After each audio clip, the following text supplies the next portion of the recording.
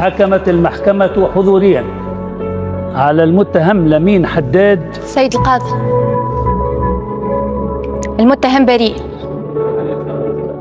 وأنا عندي دليل براءته. أعطينا هويتك. سيد القاضي، مش مهم أنا شكون، المهم لي أنا عندي الدليل الوحيد والقاطع على براءة لمين حداد. خذ من عندها المستندات. سيد القاضي، المستندات هذه تمثلي من شرفي وسمعتي كامرأة، وأخلاقي ما تسمحليش باش نكشفها قدام الحضور،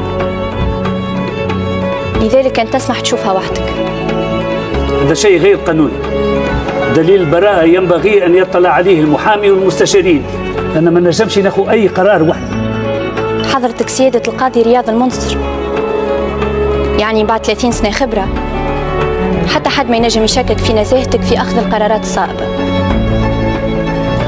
كما سبق وقلت سيد القاضي، المستندات هذه